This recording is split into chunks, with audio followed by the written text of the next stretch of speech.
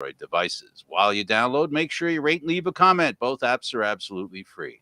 Zingo TV is available on Google Chromecast, Amazon Fire TV sticks, Roku sticks, and also on all smart TVs 2016 forward. Now, on Candid Frank Live, joining me is Aaron William Freeland. Aaron, how you doing, buddy? Doing well. How are you today, Frank? Well, I don't know. The better half is having a COVID test, so I'm waiting with bated breath, and she's ready to leave the hospital right now, but I can't go to the hospital and get her just yet. I have to wait a little bit, just a little bit. So once this is done, I'm going to race off to the hospital, and by then she's also going to have the answer of where she stands COVID wise. And this is Perfect. going to it's going to put a monkey wrench on the new family member coming home if that Did you happens. adopt? Yep. Awesome. Yeah, we've got a new dog coming from a breeder, referred to as retired. She's done her duty as a mommy. I think three sets of she's bred twice, three times, and now the mother owner, however you want to refer to, of the breeding company, was looking for a family with a dog. Didn't want to send her somewhere where she was alone, and I happened to call her. Ironies of ironies, and I mean, I called to ask because it was a phone number that I found on the internet. A lot of them are just emails. This was a phone number. You didn't think this was going to be a long story, did you? You shouldn't have asked. And anyway, so it's a good story though. It's a nice story. Very brokenhearted because Cuddles, our baby, the Boo Boo's our oldest, is the mother of Cuddles. Cuddles passed away, so the daughter passed away. So when that happened, within 24 hours, I started looking for something new. You really don't know how much pain somebody's in when it comes to something like that. They mask it really well, but you can assume that they're in pain. So I assumed she was in pain. So I said, I'm going to look for another dog. So I looked. And then one phone number just popped up and I gave the phone a call. They said they don't do Shih Tzus. That's all that we do in this house is Shih Tzus. Mhm. So I said, I know you don't do Shih Tzus, but my girlfriend just lost her dog, and we're just wondering if you have any connections, because it's very difficult to find a dog up this way. Doesn't she call me back within less than an hour?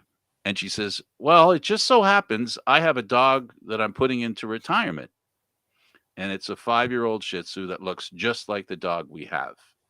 Oh, wow. If that doesn't do it, the other dog, its sister, looks just like our other dog that passed away. Stubby leg, wiry. It's not like the nice long hair that Shih Tzus have. This is kind of like a sheep, you know, woolly, and the face is big like ours was, unusually big for a Shih Tzu, and looked just like her, and that's her sister. So as we figured, it was destiny. We The lady said, I just decided to give it away, but I was looking for somebody, so I called her at the very moment that the dog was being spayed. Our Mhm. dog passed away. Oh, wow. And so the next day, after the operation, decided took a little time and then decided they were going to give it to somebody who had a pet as well, because it's a breeding dog. It's accustomed to a lot of company, so she didn't want to send it to a place where it was just her. She felt that might be too hard for her. So we met on Zoom the next day, our dog, her dog, and everybody liked everybody. But we have to wait because she wants to hold on to the dog for a couple of weeks to make sure there's no infection, and the dog is okay before she gives her to us. So we're scheduled to pick the dog up on Tuesday, and depending on that COVID test, Maybe longer than that. Or you could be going solo. that I don't mind. Going solo, I don't mind, but it's too much to. I would not feel right. Um, I just wouldn't feel right. These people are doing something very kind and very generous, and we're grateful. And it's important to me that fate smiled on me, so I might as well. if I did something right, why change the direction right now? It all worked out for us. So a lot of times, pain and suffering can last, can endure, but sometimes, like she said in the email she sent me, sometimes a door closes and another door opens. So we're blessed with having another door open. And you know what it's like when you miss a pet, when a pet dies. It's a horrible experience. Mommy's over here every so often when she wakes up or she is not paying attention, not concentrating or distracted.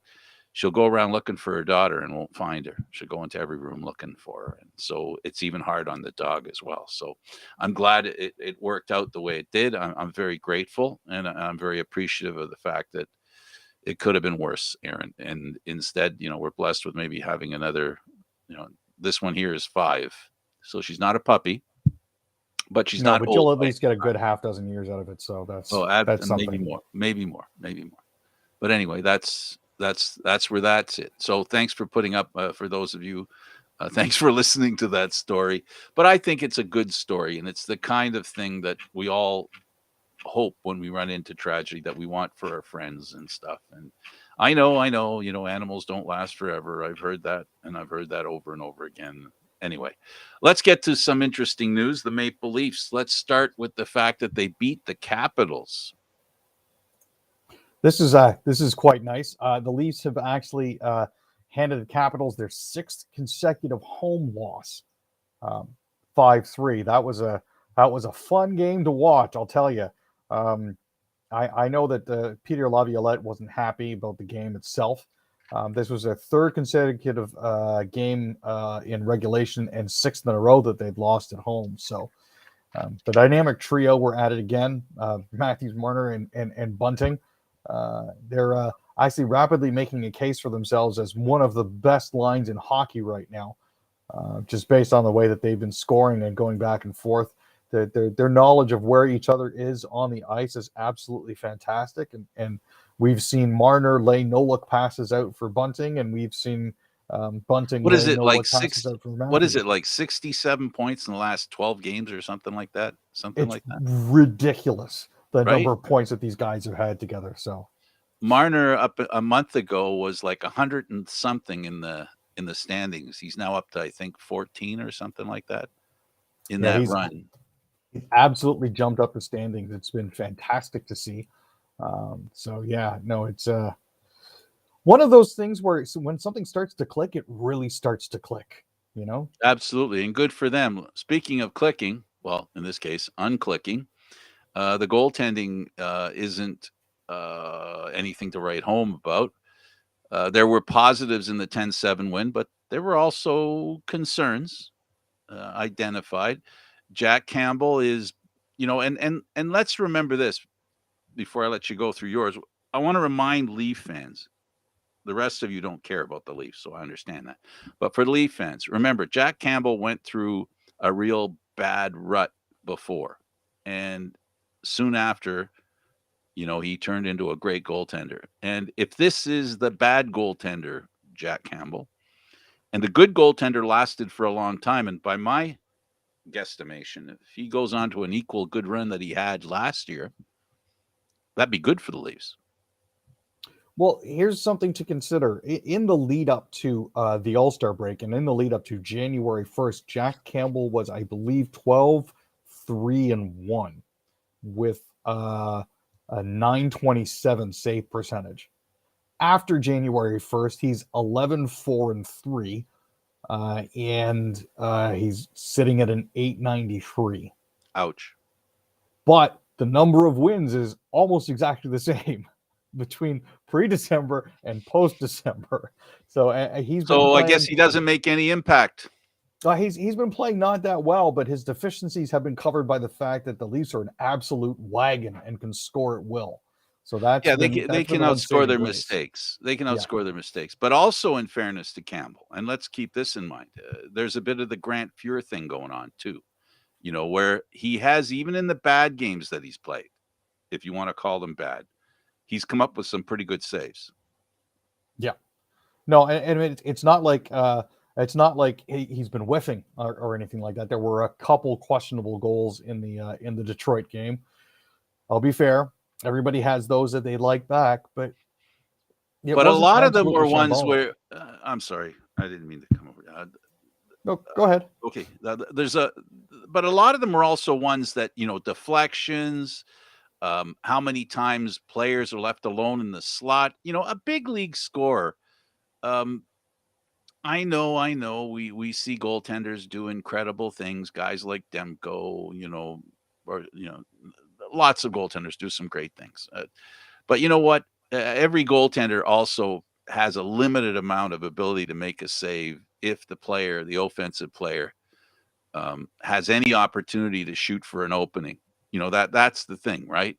And if a player can take the time to shoot for an opening and has the adequate amount of time, not too much, not too little, they can find the net, and no goaltender is going to stop it. And there were those kinds of goals that were scored against him. You're going to get the Leaf fans, the Anderson thing, every goalie that's been in Toronto, has never been good the whole time they've been with the team. I can remember them howling at Grand Fuhr, even Cujo. They all were on Felix Potvin. You can go with every great goaltender the Leafs have had. They have not been. I can go back a little further, but I'd be testing your memory that you don't have.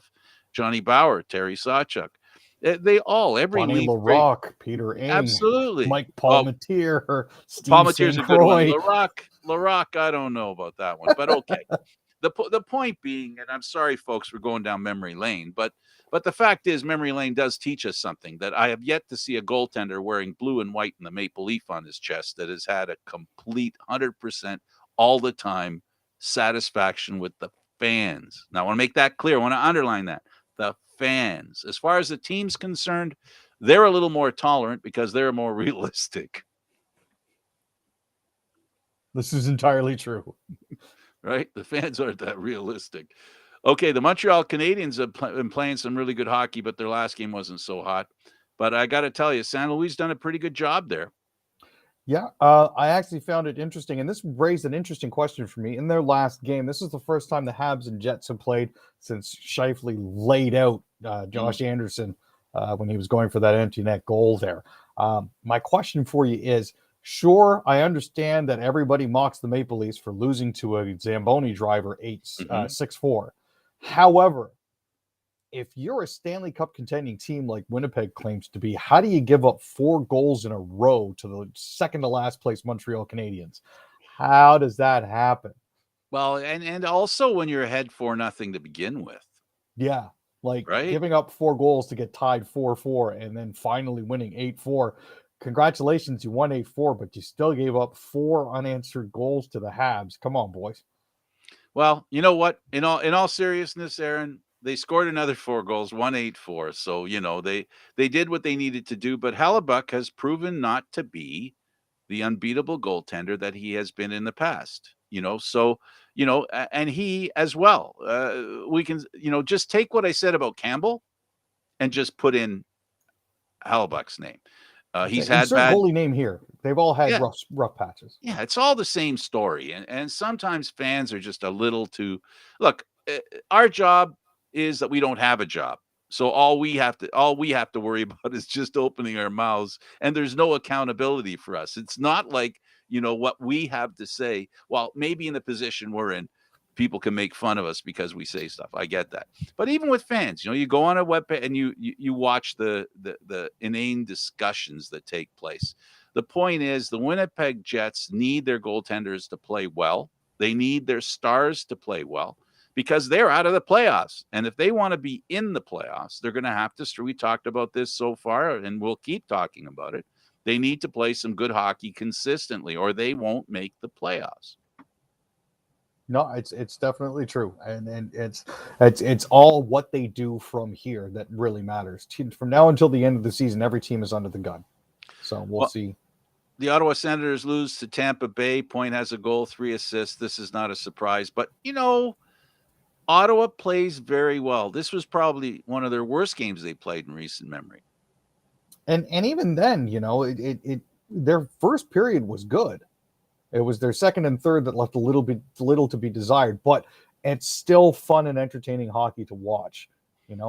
At times it looked like they were having issues containing Kucherov, Perry, and Sergachev, and had a little trouble with Stamkos. But by the same token, they don't look as porous as they have in years past, and that's a very good sign.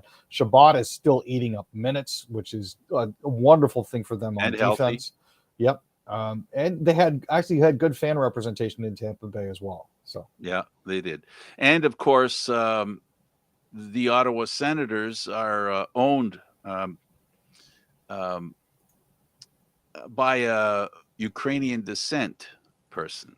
Um, and the owner, whom I worked for, Eugene Melnick, is going to ensure that the Ukrainian anthem is played at every home game in Ottawa until the rest of the season. Aaron, what do you think of that?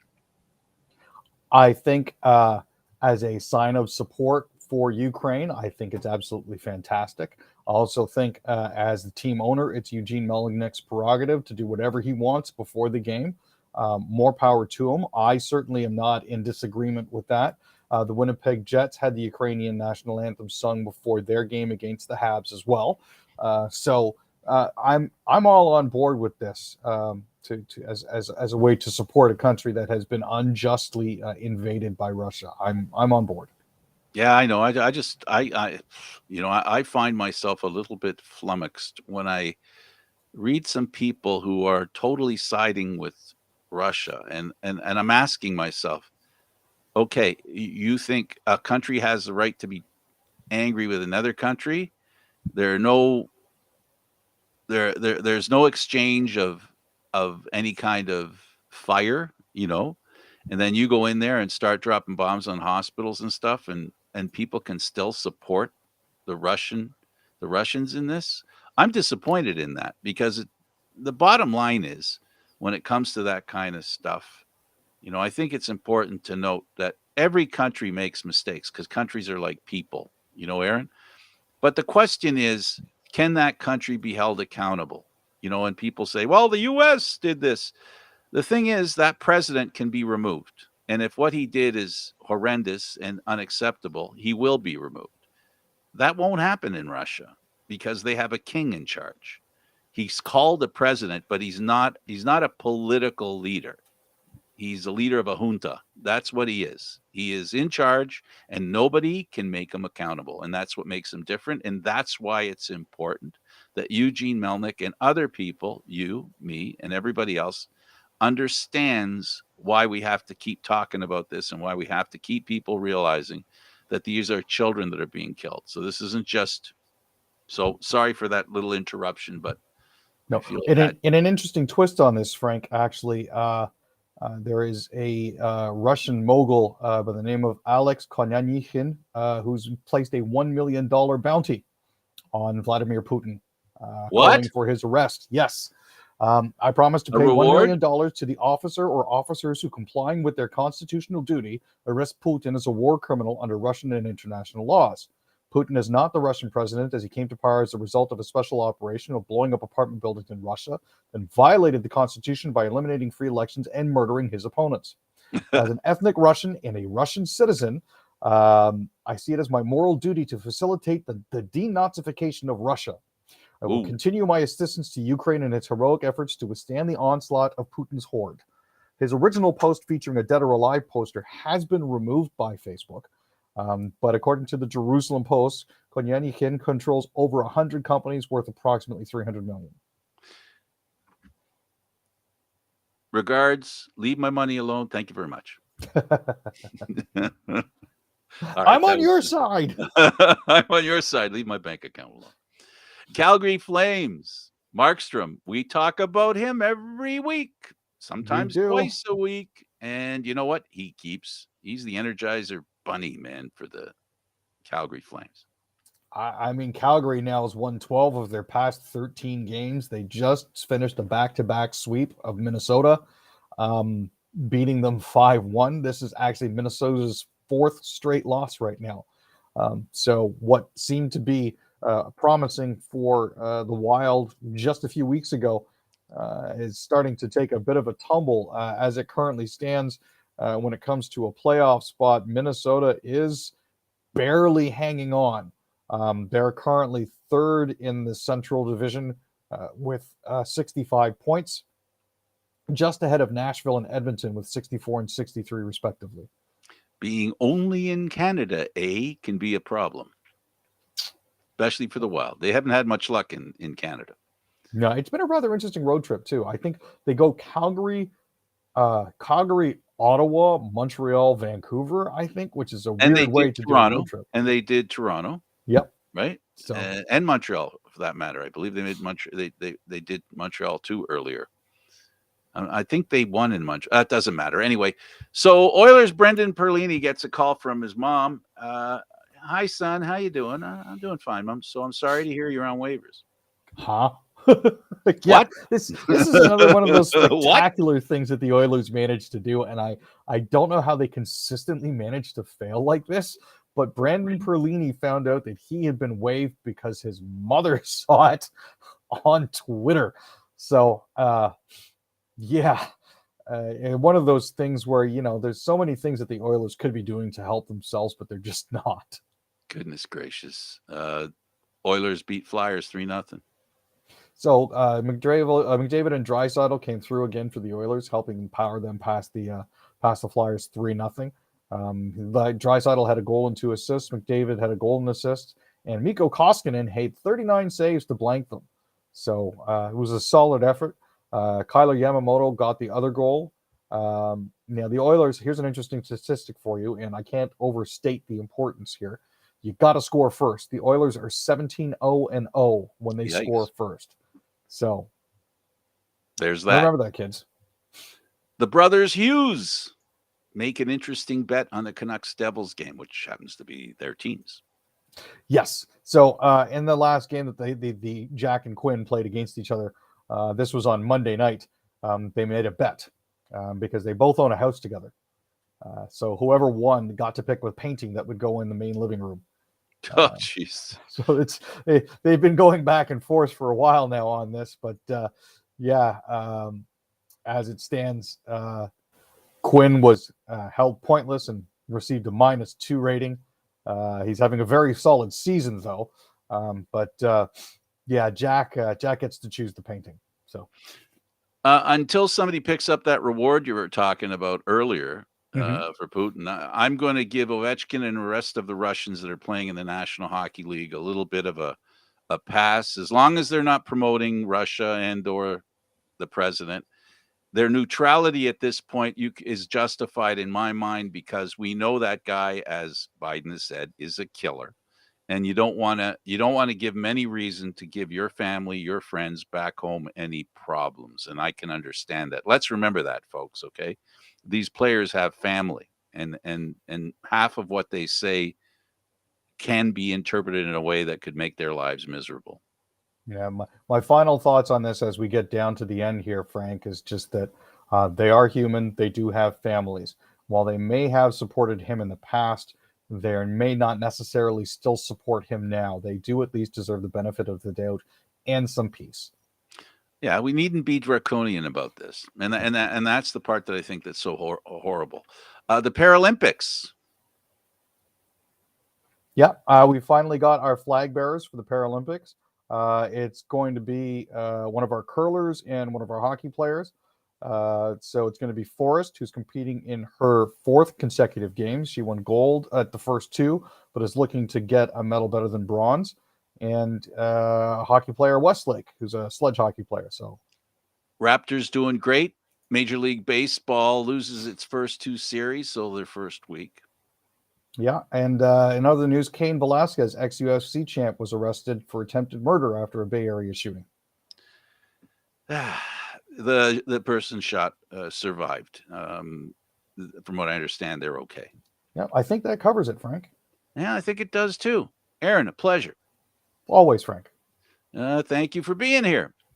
Thank you for having me. I'm Candid Frank Stanisci. Thank you for watching Candid Frank Live, Aaron. Mondays and Wednesdays and Fridays at 6. This show can also be heard on the Spanglish World Radio Network. For Candid Frank Live, other news, entertainment, and sports programming we offer, please check out SpanglishWorld.ca. Spanglish World. Watch it, hear it, read it, download it, and live it. Thank you for watching. Ciao for now.